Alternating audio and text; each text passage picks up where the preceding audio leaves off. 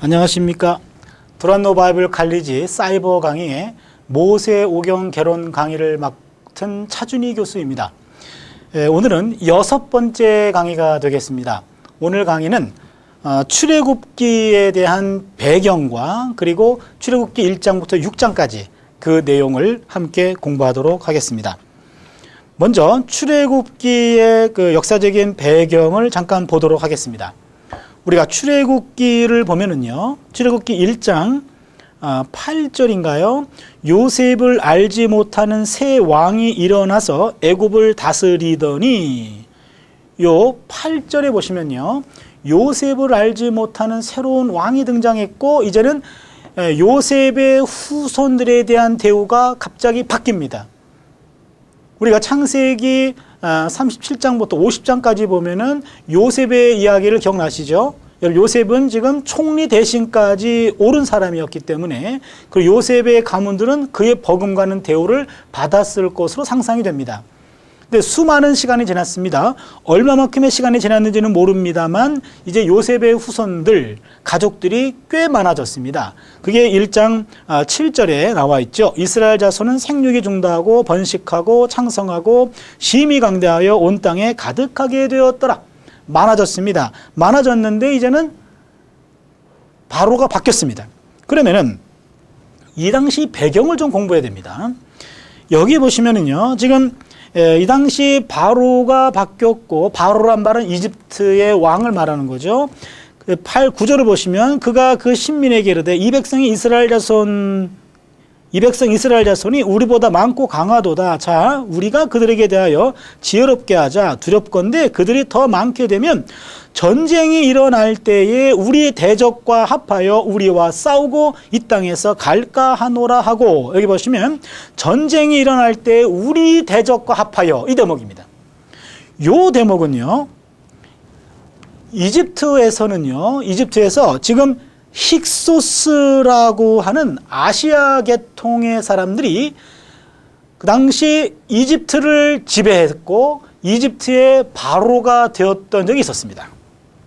다른 말로 표현하면 이집트 본토민이 이방 민족에 의해 가지고 지배를 받게 되었고, 이방 민족들 중에서 이집트의 바로의 역할을 감당했던 그 시기가 약 1세기 반 동안 그런 시대가 있었습니다. 그 시대 때는요, 지금 셈족 계통입니다. 힉소스 왕조는 셈족 계통이고, 그리고 요셉의 가문도 셈족 계통입니다. 같은 셈족이었기 때문에 그 당시 파라오가 이집트 본토민이 아니고 힉소스 왕조라 그랬죠. 그러면 같은 셈족이었기 때문에 바로 요셉이란 사람이 셈족의 파라오에 의해서 두 번째 국무총리가 가능했던 것이었다고 보는 거죠. 바로 이와 같은 역사적인 사실이 바로 이 당시에 힉소스 통치받았던 시대와 이 시대가 맞물리는 것을 볼 수가 있습니다. 다시 말씀드리면 요셉 시대 때는 그 당시 이집트가 힉소스 왕조라고 하는 셈족 계통의 사람들에 의해서 150년 동안 지배를 받을 때 요셉이 노예로 끌려가게 되었고 거기서 국무총리가 가능했다라고 하는 이야기입니다. 그랬는데 이제는 이집트 사람들이 힉소스족을 몰아냈습니다. 그들의 입장에서는 독립한 거죠. 그리고 자체 본토민을 통한 왕조를 구성하게 되었습니다. 그렇기 때문에 같은 셈족 계통이었던 이스라엘 사람들이 숫자가 많아진 것을 보고, 만약에 또 다른 셈족 계통에서 힉소스족 같은 사람들이 이집트를 쳐들어왔을 때 여기 있는 셈족이 그들과 합류하게 되면 우리에게는 위험하다, 그런 얘기죠. 얼마든지 정치적으로 이와 같은 셈법이 가능하다고 보는 겁니다. 그러면 이 당시에 과연 출애굽 때의 바로가 누구였는지 이것도 우리가 한번 고려해 봐야 될 제목이기도 합니다. 아까 말씀드렸던 1장 8절에 요셉을 알지 못하는 새 왕이 일어났다. 여기 요셉을 알지 못하는 새로운 왕은 아마도 세티 1세였던 것으로 보입니다. 세티 1세는 주전 1305년에서 1290년경에 활동했던 것으로 보입니다. 그래서 이 세티 왕이 있었을 때는요, 지금 이스라엘 사람들이 이집트 땅에서 하나의 종살이를 감당했던 그런 시절이었습니다. 이때에 이들에게 무서운 노역을 강조했는데 11절을 보시면 감독들을 그들 위에 세우고 그들에게 무거운 짐을 지어 괴롭게 하여 그들로 바로를 위하여 국고성 비돔과 람셋을 건축하게 하니라. 그러나 학대를 받을수록 더욱 번식하고 창성하니 애굽 사람이 이스라엘 자손을 인하여 근심하여 이스라엘 자손의 역사를 엄하게 하여 고역으로 그들의 생활을 괴롭게 하니 곧 흙 이기기와 벽돌 굽기와 농사의 여러 가지 일이라 그 시키는 역사가 다 엄하였더라. 예, 지금요 세티 1세로 보고요. 그 다음에 출애굽 당시 때 왕은 누구였을까요? 출애굽기 4장 19절을 보시면 야훼께서 미디안에서 모세에게 이르시되 애굽으로 돌아가라. 내 생명을 찾던 자가 다 죽었느니라. 여기서 생명을 찾던 자가 이제 아마 세티 1세였던 것으로 보이고요. 그리고 이제는 출애굽을 했던 그 시대, 모세가 80세가 돼가지고 출애굽을 이끌었던 그때는 아마도 애굽의 19왕조인 람세스 2세였던 것으로 보입니다. 여러분, 람세스 2세라고 하는 소설책도 있죠. 바로 그 람세스 2세입니다. 이 람세스 2세는 주전 1290년에서 1244년까지 활동했던 왕으로 보입니다. 그렇다면 이 람세스 2세가 출애굽 당시에 애굽의 왕이었습니다. 애굽의 바로였습니다. 그래서 보통 학자들이 이 출애굽의 연대를 15세기설과 13세기설로 나누어서 주장하곤 합니다. 그러나 여러 가지 근거로 봤을 때 많은 학자들은 주전 13세기 1200년대 그때 출애굽을 했던 것으로 보고 있습니다. 그래서 지금 출애굽의 역사적인 배경에서 한 가지 기억할 것은 힉소스 통치기 때 요셉이 총리로 가능했다라고 하는 사실이고, 요셉 이후에 이제는 힉소스족이 애굽 사람에 의해서 이제는 그들이 다들 물러가게 되고 이제는 이집트가 독립하게 되었을 때 요셉을 알지 못하는 이집트 본토민 왕이 왕조를 형성하게 되면서 이제는 셈족 계통의 또 다른 지배를 두려워한 나머지 셈족 중에 하나인 히브리인들, 이스라엘 사람들을 억압하는 정책을 펴게 되었다라는 사실 하나. 그리고 이 당시 억압하던 사람이 세티 1세였고 그 다음에 모세가 출애굽을 감당했을 때가 바로 람세스 2세였을 것이다 라고 하는 이야기입니다. 우리가 출애굽기의 구조를 보면은요, 출애굽기는 1장부터 15장까지는 우리가 이집트에서 이스라엘 백성들이 이집트에서 억압받는 그 시점부터 그리고 해방하는 그 시점입니다. 출애굽을 하는 그 시점이죠. 그리고 15장 22절부터 18장까지는요. 홍해에서 시내산까지의 여정을 보여줍니다. 그리고 19장부터 24장까지는요. 거기서 율법을 받죠. 그리고 24장에 가가지고는 율법을 체결합니다. 그리고 25장부터 40장까지는 성막을 지어라 라고 얘기가 나오고, 그 다음에는 성막을 건축하는, 하나는 명령, 하나는 그것을 실행하는 것, 이렇게 해서 출애굽기가 네 토막으로 나누어진다는 것을 지금 말씀드립니다. 이제부터는요, 출애굽기에 나와 있는 주요 본문들을 공부하도록 하겠습니다. 먼저 출애굽기 1장을 보시면은요, 우리가 조금 전에 읽었듯이 요셉을 알지 못하는 새로운 왕이 등장했습니다. 그래서 이제는 이집트에 있었던 히브리인들을 억압하는 정책을 펴도록 합니다. 그들은 비돔과 람세스 성 건축하는데 그들을 동원하게 되었고 그들을 억압하게 되었어요. 억압하는 이유 중에 하나는 그들의 후손들이 증대되는 것을 막으려고 했던 겁니다. 그런데요, 억압하면 억압할수록 12절에 학대를 받을수록 더욱 번식하고 창성하니 애굽 사람이 이스라엘 자손을 인하여 근심하게 되었더라. 억압받으면 받을수록 더 많은 후손들을 양산하게 되었습니다. 두 번째 방법으로 바꾸게 됩니다. 이제는 히브리 산파를 동원해서 히브리인들이 자녀를 낳을 때 남자아이여든 그를 죽이라는 명령을 내렸습니다.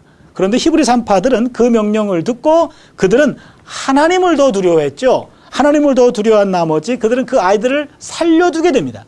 그리고 하나님께서 그들에게 지혜를 줬다고 표현합니다. 거기 보시면요, 19절에 산파가 바로에게 대답하여 히브리 여인은 애굽 여인과 같지 아니하고 건장하여 산파가 그들에게 이르기 전에 해산하였더이다 하매 하나님이 그 산파에게 은혜를 베푸니라. 백성은 생육이 번성하고 심히 강대하며 산파는 하나님을 경외하였으므로 하나님이 그들의 집을 왕성케 하시는지라.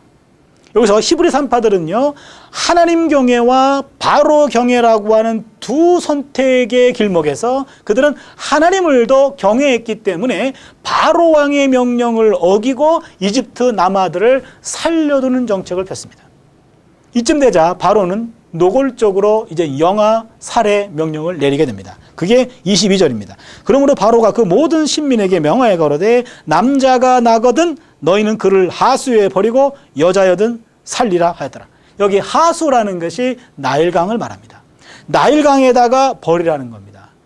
세 번째죠. 첫 번째는 강제 노역을 시켰고, 두 번째는 히브리 산파를 통해서 남자들을 죽이라 그랬고, 이제는 세 번째는 그것이 아니라 이제 노골적으로 히브리 남자 아이들은 다 죽이라는 얘기입니다. 역사상 최초의 유대인 박해라고 볼 수 있습니다. 이런 상황에서 2장에 보니까 모세가 출생하게 됩니다. 1절을 보시면 레위 족속 중 한 사람이 가서 레위 여자에게 장가들었더니 그 여자가 잉태하여 아들을 낳아 그 준수함을 보고 그를 석 달을 숨겼더니 더 숨길 수 없게 되매 그를 위하여 갈대 상자를 가져다가 역청과 나무진을 칠하고 아이를 거기 담아 하숫과 사이 갈대에 두었더라. 여기 보시면요, 이제는 모세가 출생했네요. 3개월 동안 그를 은닉시켰습니다. 그러나 더 이상의 은닉이 불가능했기 때문에 그 아이를 갈대상자, 이 갈대상자가 히브리 말로 테바입니다. 테바.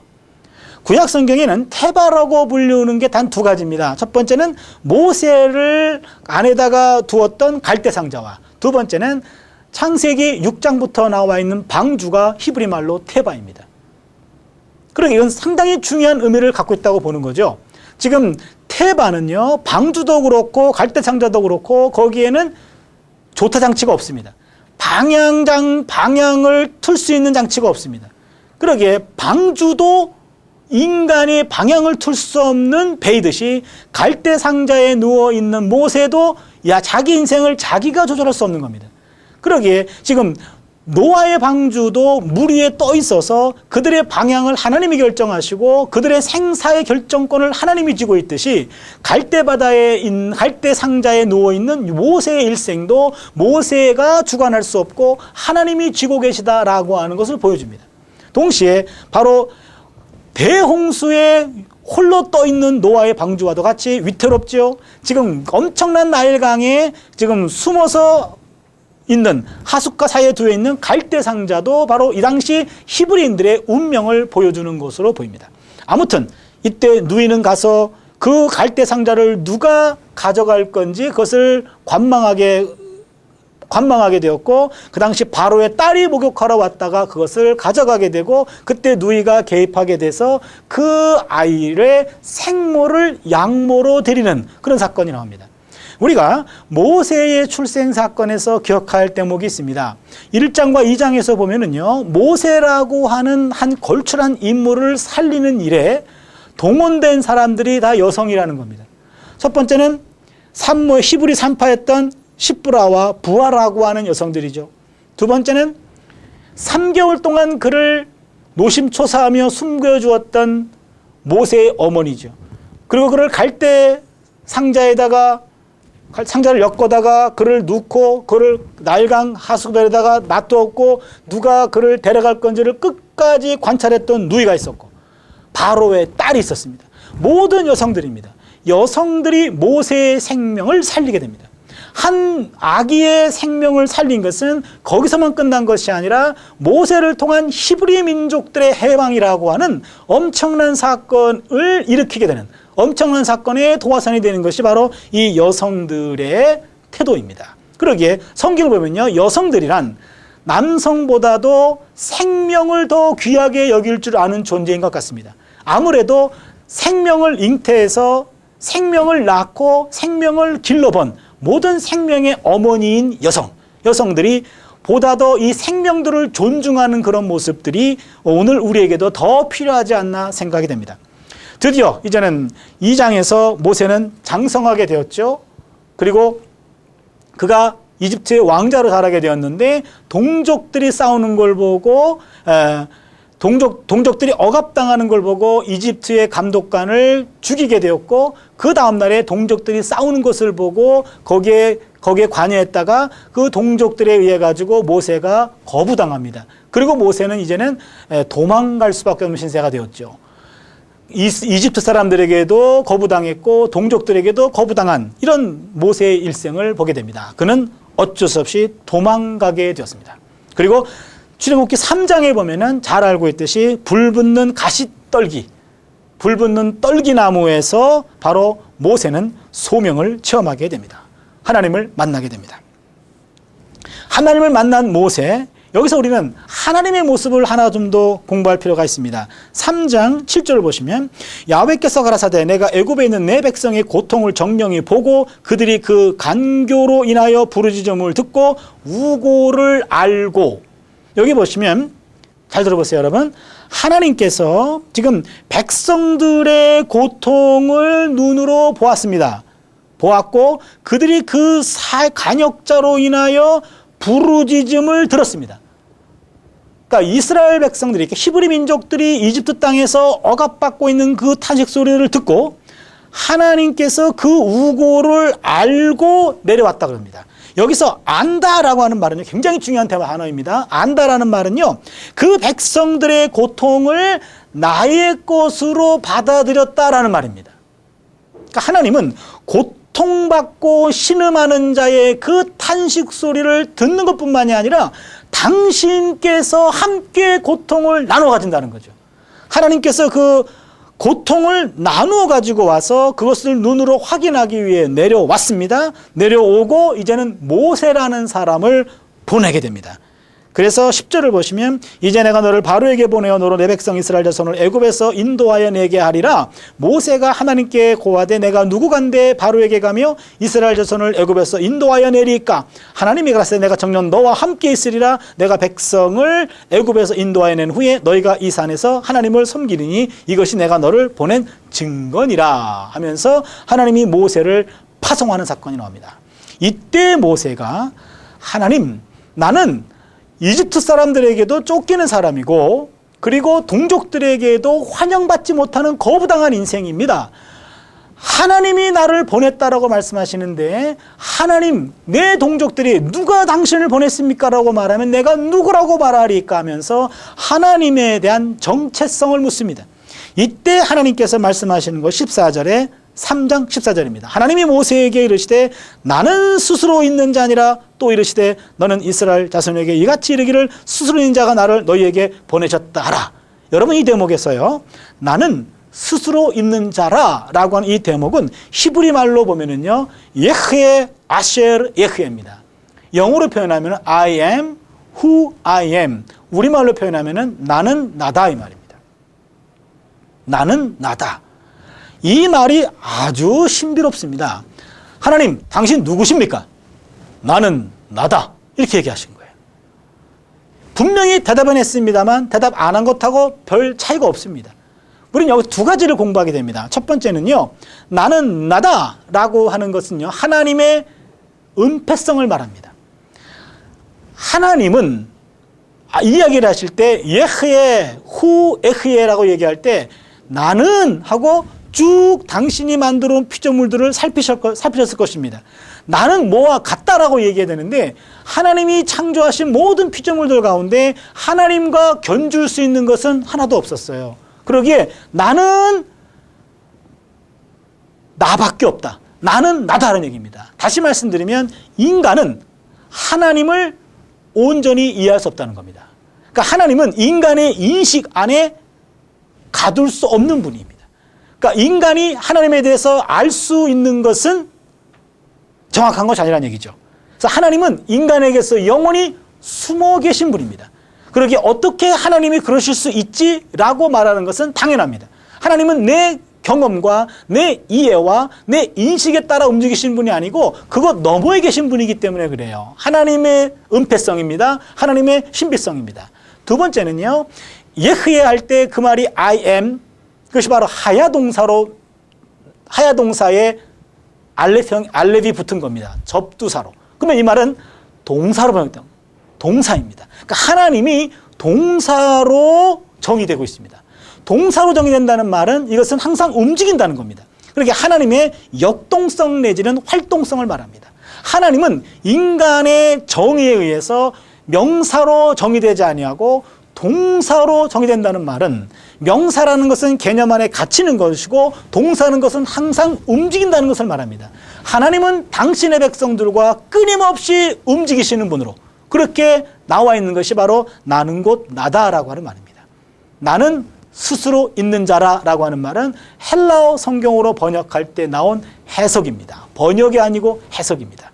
이 의미도 하나님의 본성에 가깝습니다만 더 가까운 것은 나는 곧 나다, 하나님의 은폐성과 하나님의 활동성이라고 하는 것입니다. 이것이 바로 야훼 하나님의 본성이고 야훼 하나님이 이러한 모습을 처음으로 보여준 것이 바로 모세였고 모세는 이것을 가지고 이집트에 가서 동족들을 설득하고 그들을 야훼 백성의 한 사람으로 인식하게 하고 하나님과 언약을 체결하는 일에 주도적인 역할을 감당하게 됩니다. 우리는 오늘 출애굽기 배경하고 1장부터 6장까지 내용을 공부했습니다. 우리가 다음번 강의 때는 7장 이후의 강의를 하도록 하겠습니다. 여러분 감사합니다.